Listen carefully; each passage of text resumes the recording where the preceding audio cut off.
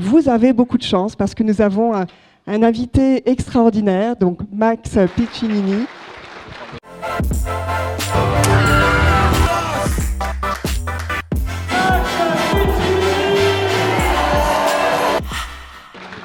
Comment ça va ce matin? Ça va bien? Est-ce qu'il y a des gens qui ont des rêves ici? Qui ont envie de réaliser ces rêves? C'est quoi pour vous entreprendre? Faire un projet? Faire un projet? Ouais. Réaliser un projet, on peut applaudir, absolument, super. Quelqu'un d'autre qui veut dire c'est quoi entreprendre? Pour moi, entreprendre, c'est s'investir dans quelque chose. Ok, donc juste que vous puissiez un petit peu me situer, je viens de Strasbourg. Et comme vous, j'étais aussi assis un jour, et j'étais aussi lycéen, et j'ai aussi fait des études. Et moi, je viens d'une famille qui n'était pas facile. Je suis troisième de 4 enfants. Mon nom, c'est Piccinini. Mon père était italien, ma mère était alsacienne. Et donc, pour moi, la vie n'a pas été facile au début. Là, on va vraiment parler du terme entreprendre sa vie. Et entreprendre, ne pas forcément devenir entrepreneur, mais ça, pour certains d'entre vous, je vais vous encourager à le faire. Et pour certains d'entre vous, je ne vais pas vous encourager à devenir entrepreneur. Donc, quand on parle entrepreneur, c'est créer son entreprise. Mais je crois qu'à la fin, la plus grande entreprise qu'on peut avoir, c'est sa vie. Le problème, c'est que depuis tout petit, on nous raconte des choses et on nous dit que les choses ne sont pas possibles. Vous savez que la plupart des gens se lèvent le matin en se disant « j'ai une vie de merde ». Est-ce que vous réalisez que la plupart des gens n'ont pas un métier qu'ils aiment? La plupart des gens ont abandonné leurs rêves, ce qui serait quasi un crime pour l'humanité. Donc la question pour vous dans les prochains mois et années, c'est qu'est-ce que je vais faire de ma vie? Pas vrai? Donc voilà ce qui s'est passé pour moi. J'avais 14 ans. Et je revenais d'un match de basketball qu'on avait gagné au passage. J'étais capitaine de l'équipe. Voilà ce qui s'est passé. J'ai appris ce jour-là que mon père était décédé. Mon père venait de mourir dans un accident de la route. Et donc là, j'ai compris, pas tout de suite, mais ça a été un électrochoc pour moi, mais j'ai compris une chose majeure, c'est que la vie est précieuse, la vie est courte, et que quitte à vivre notre vie, on a intérêt à vivre nos rêves. Donc j'ai commencé à développer une philosophie très jeune, c'était de vivre sans regret. 95% des gens, c'est une infirmière qui a fait une étude sur des milliers de personnes, disent à la fin de leur vie, ils se retrouvent sur leur lit de mort et ils se disent des choses comme « j'aurais dû entreprendre ma vie ».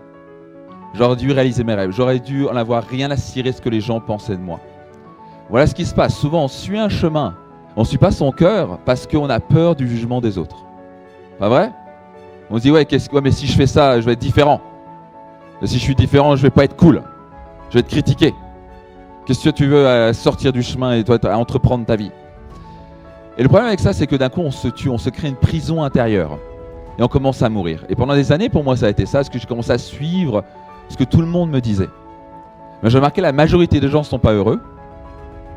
La majorité des gens n'ont pas l'argent qu'ils veulent. La majorité des gens n'ont pas la vie du tout qu'ils veulent. Donc pourquoi je vais suivre la majorité des gens quand je peux suivre mon chemin? Et je crois personnellement qu'on a chacun d'entre nous un chemin à tracer. Et pour certains d'entre vous, ça va devenir salarié. Et c'est top si vous êtes heureux avec ça. Pour certains, c'est de faire de longues études, devenir ingénieur, je ne sais pas trop quoi. Et faire des choses merveilleuses. Et pour certains, c'est lancer une entreprise. Donc la question que j'allais vous poser aujourd'hui, c'est quels sont vos rêves?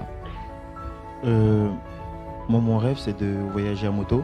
Oui. J'aimerais découvrir des villages japonais, leurs paysages, j'adore ça. J'adore leur culture. Ils ont des très beaux monuments, des très beaux paysages. Et personnellement, j'aimerais bien voir les Cerisiers. J'ai jamais vu ça de ma vie. Incroyable, ça c'est un beau rêve. Et à quel point c'est important pour toi de réaliser ce rêve? Pour moi, je pourrais démarrer une nouvelle vie. Et ma nouvelle vie, ce serait de voyager pour moi. C'est-à-dire voyager, découvrir le monde, regarder certains paysages que je ne peux pas voir maintenant. Et comment tu vas réaliser ce rêve alors? T'as une idée déjà? Personnellement, je pense travailler presque, on va dire, la moitié de ma vie. Essayer de coffrer, garder un peu de côté. Ouais. Acheter une moto, un sac à dos et je partirai comme ça. Et je vivrai ma vie comme ça. Pour moi, c'est ça ma vie. Moi, ce serait devenir mangaka. Dessiner des mangas? Ouais. C'est cool ça. Et tu en fais déjà? Quelques dessins, j'arrive pas à faire des planches. Ok, donc ça te plaît de faire ça? Ouais. Ok, est-ce que tu penses que tu peux gagner ta vie avec ça? Difficilement, mais oui, ça se peut. Enfin, en tout cas au début. Donc qu'est-ce qui va faire que tu peux en gagner ta vie si c'est en tout cas un projet que tu as envie de réaliser? Bah, va falloir que je fasse plusieurs écoles d'art avant. Et puis surtout, il faut que tu pratiques beaucoup. Oui. Il faut que tu te différencies, il faut que tu fasses quelque chose de différent, pas vrai? Il faut que tu sois vraiment une des meilleures dans ton domaine. Ça va être dur. Ça va être dur, oui. Quand vous êtes né, demandez à votre mère si ça a été facile, la naissance. Ça n'a pas été facile. Donc la vie est par nature pas facile. Donc voilà ce que va faire la plupart des gens. Voilà ce que j'ai appris. La plupart des gens vont vous dire des choses comme c'est pas possible, ça marchera pas, ça va être dur. Mais ça, c'est leur point de vue. Qui ici connaît Harry Potter? Cette femme est multimilliardaire, par exemple. Donc clairement, tout le monde lui a dit ça marchera pas ton truc à 2 balles avec des histoires à dormir debout de sorciers. Et ça fonctionnera pas ton truc. Ben, elle a quand même suivi son rêve. Ça n'a pas été facile pour elle. Elle a dû travailler, elle a dû y arriver, mais finalement elle a réussi. Donc ça peut être un rêve. Si c'est vraiment quelque chose qui te tient à cœur, peut-être que tu peux commencer à réfléchir, mais tu ne veux pas t'arrêter ou simplement dire que c'est dur, pas vrai? Parce que oui, c'est dur. C'est aussi dur de vivre une vie qu'on n'a pas envie de vivre, pas vrai? Moi, ce que j'ai appris, c'est que la vie, elle n'est pas facile. Et tant mieux. Parce que ce que j'ai appris, c'est ce qui nous rend heureux, c'est surmonter les obstacles. Trouve-moi quelqu'un qui n'a pas une vie heureuse, je te montrerai quelqu'un qui reste dans sa zone de confort. Qui a mis ses rêves de côté, qui les a mis dans une sorte d'armoire et il se dit ça c'est pas fait pour moi, c'est fait, ce sera pour une autre. Mais l'important c'est que vous puissiez, je voudrais envoyer comme message ici, c'est que la vie est courte. Je sais qu'on a du mal à comprendre ça. Moi j'ai 37 ans, je sais pas si je suis quand même assez proche de vous en termes d'âge. Et pendant des années, tu sais quoi, je me dis, ouais, tu sais, la vie, la vie, c'est la vie, quoi. On vit le jour, et puis on voit comment ça se passe. Donc, il y a des gens qui sont toujours défensifs dans la vie, il y a des gens qui sont actifs dans la vie. Il y a des gens qui entreprennent leur vie. Il y a des gens qui disent, je vais créer la vie de mes rêves, point, et je m'en fous de ce que les gens pensent de moi. Il y a la vie, elle a une valeur inestimable. Vous savez ce que ça veut dire alligato quand on parle du Japon? Quand tu vas aller au Japon, ça veut dire merci, pas vrai? En fait, ça veut dire un petit peu différemment. Ça veut dire, écoutez bien, merci pour l'impossibilité de vivre. Donc statistiquement, quand vous réfléchissez bien, les Japonais ont bien raison, c'est impossible qu'on soit en vie. Pourquoi? Parce qu'il y a de fortes chances que vos parents ont essayé plusieurs fois avant de nous mettre au monde. Et en fait, il y a un spermatozoïde parmi des milliards de spermatozoïdes qui avait le plus grand désir de vivre, qui était le plus intelligent, le plus rapide, le plus déterminé. Je crois qu'au fond de nous, on a tous une mission, on a tous un but, on a tous quelque chose au fond de nous qui nous donne envie, qui nous pousse à devenir les meilleurs, à s'amuser, à prendre des risques parfois, mesurer. Mais à la fin, c'est prendre des risques et se dire, tu sais quoi, je vais réaliser mes rêves. Et vous savez ce que va faire la plupart des gens quand vous allez faire ça? Ils vont faire, ouais, mais tu sais, c'est trop dur, c'est trop difficile, ça ne marchera pas ton truc. Et c'est vrai. Ça va pas être facile. Mais comme c'est pas facile de vivre une vie qu'on n'aime pas. C'est très difficile de vivre tous les jours et se regarder dans le miroir et se dire j'aime pas ma vie. Les gens les plus heureux, ça va être tout bête. Ils vont dans la direction de là où ils veulent. Ils suivent leur cœur. Ils disent j'ai envie de faire ça, il y a quelque chose qui m'appelle, j'y vais. Je sais pas comment, mais je vais trouver un moyen. Et voilà ce qui va se passer. La plupart des gens vont toujours vous dire c'est ça qu'il faut faire. C'est ça qu'il faut que tu fasses. Il faut que tu fasses ceci, il faut que tu fasses cela. Ça c'est bien payé, ça c'est pas bien payé, etc. Mais comment eux peuvent savoir ce qui est bon pour vous? Donc maintenant c'est super parce que chacun a des conseils à donner et chacun a des points de vue différents et je pense qu'il faut écouter ça. Et la plupart des gens autour de vous sont des gens bienveillants et vous veulent du bien et veulent vous conseiller. Et j'ai eu des gens autour de moi qui me donnaient des conseils en disant il faut que tu fasses ceci, il faut que tu fasses cela. Mais à la fin ils ne pouvaient pas savoir ce que j'avais au fond du cœur. Et vraiment le plus beau choix que j'ai fait de ma vie c'est suivre mon cœur. Une question, c'était est-ce que l'argent ça fait le bonheur ou bien c'est le proverbe il est bidon?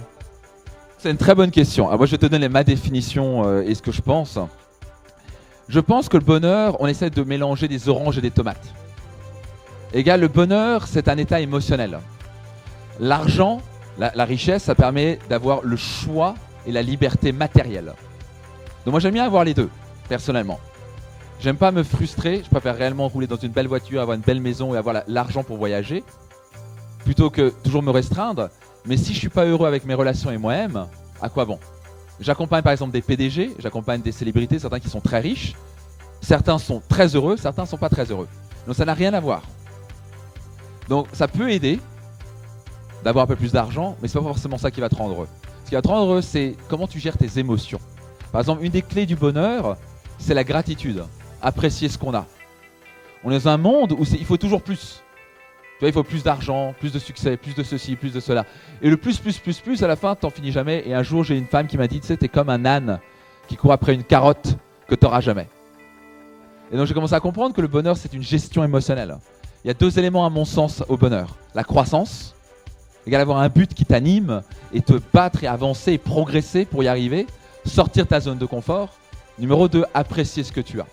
Parce que si tu n'apprécies pas ce que tu as maintenant, tu n'apprécieras pas ce que tu auras plus tard. Ça aide? Merci. Maintenant, tu peux être heureux et riche, tu as le droit. Si tu veux. Si c'est ton rêve. Si c'est pas ton rêve, on s'en fout. Qui veut être heureux ici? Super, on peut applaudir. Excellent. Très bien. Quelqu'un d'autre qui a des questions? Yes. Alors, Émeric, quelle est ta question? Comment on sait qu'on a un talent et comment on le trouve? Comment on sait qu'on a un talent et comment on le trouve? C'est une superbe question. Tu sais, il y a des gens qui viennent à un séminaire qui s'appelle Finance Max chez moi et à 45 ans, ils me posent encore la question. Et c'est une très bonne question parce qu'on ne s'est jamais posé la question. C'est quoi mon talent? La plupart du temps, on te dit il faut que tu fasses ça. Il faut que tu fasses ça. Faut que tu fasses ça. Et tu te poses jamais la question qu'est-ce que moi j'ai envie de faire et quel est mon talent? Souvent, le meilleur moyen, c'est de poser la question autour de toi. Quel est mon talent? Et en fait, si tu demandes à tes parents, ton parrain, ta marraine, tes frères et sœurs, tes copains proches, bienveillants, ils vont te le dire. Ils vont dire, toi, t'es excellent là-dedans. Et souvent, le talent, on ne se rend même pas compte qu'on est bon dedans. Mais chacun d'entre vous, vous êtes vraiment excellent dans un truc. Et donc, tu vas te poser la question, qu'est-ce qui fait que moi, je suis différent? On est tous nés avec un talent un peu différent. Certains sont plus créatifs, certains sont plus organisés, structurés. Certains, ils ont le goût artistique. Certains, ils ont le côté fonceur. Chacun a son talent. Et je pense que vraiment, on est heureux quand on partage son talent aux autres. Et je pense que c'est le meilleur cadeau qu'on peut faire au monde même, c'est d'offrir son talent. Donc, comment tu fais? Cherche au fond. Pose-toi la question dans ton cœur et pose la question autour de toi. C'est quoi mon talent? Mais surtout, important, qu'est-ce que j'ai envie de faire? En général, ton talent est lié par ce que tu veux faire. Qu'est-ce qui t'anime? Qu'est-ce qui ferait que le matin, tu te dirais, ou ça me plairait de faire? Si tu as ça, tu as une passion. Tu as envie d'entreprendre. D'un coup, entreprendre quelque chose devient naturel. Ça peut devenir médecin, ça peut devenir ingénieur, ça peut te lancer ta boîte dans la high-tech. Je sais pas ce que c'est, mais suis ton cœur, ça c'est le plus truc. Et puis surtout, demande autour de toi. Vous avez dit il faut écouter son cœur, mais vous dites notre cœur va tout dire, va dire on veut faire ça, on veut faire ci, on va tous tester. Des fois ça peut être une perte de temps, dans le sens une perte d'années on va dire. Et de toute façon, tu vas perdre tes années si tu sais pas ce que tu veux. Oui, mais sur certaines choses, on aurait pu l'éviter de le faire. On aurait pu dire que c'était con d'avoir fait ça. Mais si tu sais ce que tu veux faire, c'est top. Tu vas droit devant. Tu sais ce que tu veux faire? Franchement, ça fait depuis 3-4 ans que je cherche, je sais pas. On a une capacité de se réinventer en tant qu'humain. Et moi, j'ai pu changer de métier comme ça. Tu peux te réinventer comme ça. Parce que tu peux apprendre les choses tellement rapidement maintenant. Alors, l'idée, c'est qu'on soit de je vais perdre du temps, oui, mais à pas savoir, tu perds du temps à te poser la question qu'est-ce que je dois faire? Donc, il faut mieux faire quelque chose. Ça, c'est ma philosophie. Tu fais un chemin. Et si tu te rends compte vraiment que ce n'est pas le chemin que tu voulais, tu peux toujours retracer et repartir. La vie, c'est une aventure. Pas vrai? C'est une aventure, la vie. Quitte à vivre, on vit ses rêves. On vit une aventure. Ça ne va pas être vécu tous les jours à stresser, à te dire pourquoi, comment, et ceci. Donc, il y a forcément quelque chose qui t'attire, pas vrai? Ça peut m'attirer, mais après, c'est dur comment dire, à rentrer. En fait, tout est pas facile dans la vie. Mais rien n'est facile dans la vie. Rien n'est facile. La vie n'est pas faite pour être facile. On est heureux quand on sort de sa zone de confort, quand on se challenge. N'espérez pas que la vie soit plus facile. Espérez vous donner les moyens de réaliser vos rêves. Pour arriver jusqu'ici, vous avez fait quel genre de sacrifice? Quel genre de sacrifice? C'est une très bonne question. C'est clair qu'on n'a rien sans rien, pas vrai? Parce que quand tu fais ce que tu aimes, quand tu es passionné par ce que tu fais, tu travailles jamais. Donc oui, clairement, je n'allais pas au cinéma, je ne regardais pas la télé. J'ai coupé ma télé pendant... Et ça, je n'ai toujours pas de télé. Parfois, je regarde un film sur mon MacBook, sur iTunes. Mais je regarde la télé, je l'ai mis de côté. J'ai arrêté de sortir dans les bars en Alsace avec mes potes, à prendre des bières, à raconter les mêmes histoires, à parler à quel point nos profs étaient cons. Et à quel point ce prof était bien, à quel point ce prof il était con. Et on racontait toujours les mêmes histoires et on brassait de l'air. Et donc à un moment j'ai dit, tu sais quoi, ça m'intéresse pas ça. Ça m'intéresse pas. Et donc j'ai commencé à me dire des choses comme, mais tu sais quoi, j'ai un rêve, j'ai une passion. Donc pour moi je préférais faire ça qu'aller passer dans un bar à prendre une bière avec mes potes.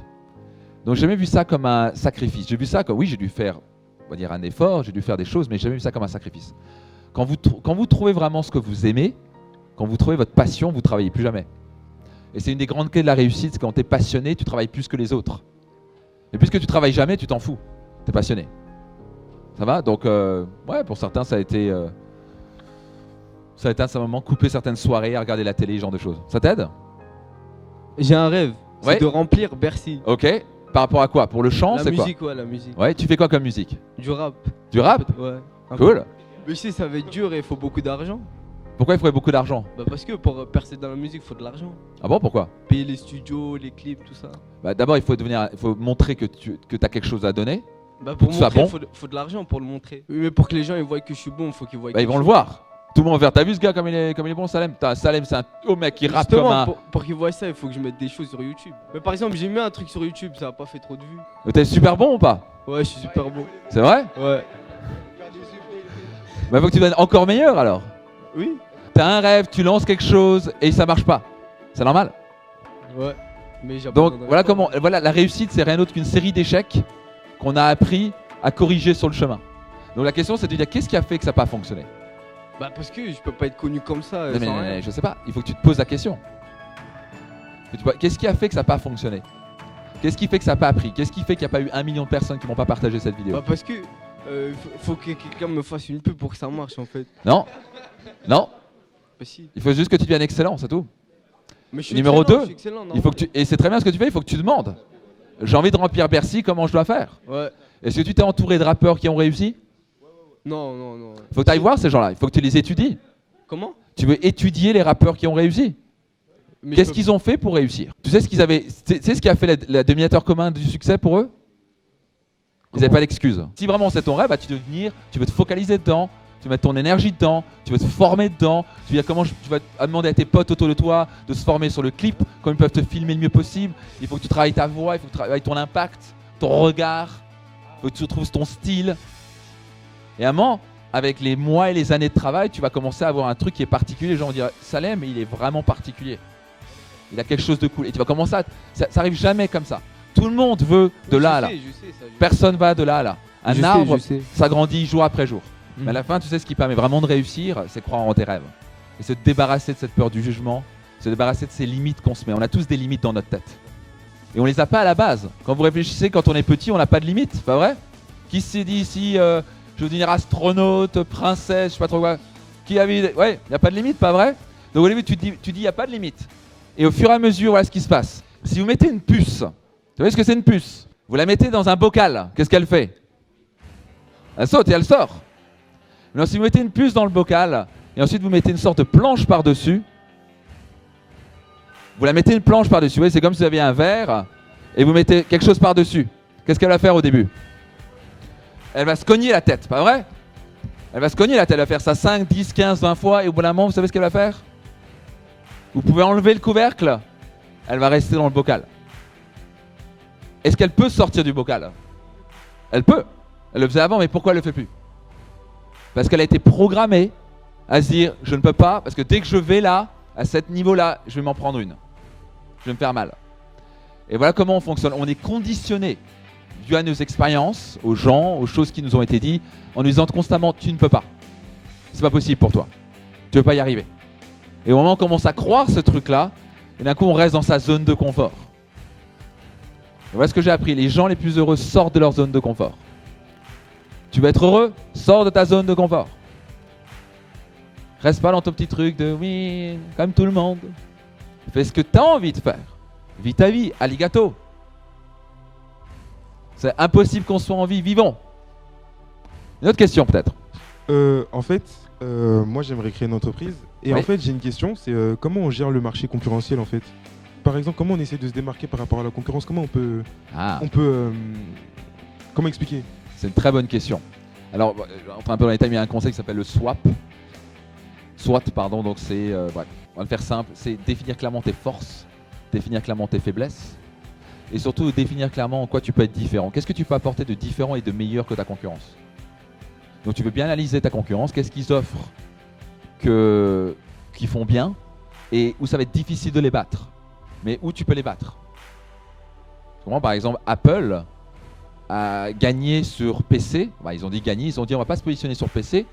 PC ça a l'air d'être, on va jouer sur un truc plus cool, plus trendy, quelque chose qui marche, pas avec des antivirus dans tous les sens, donc on va se positionner là-dessus.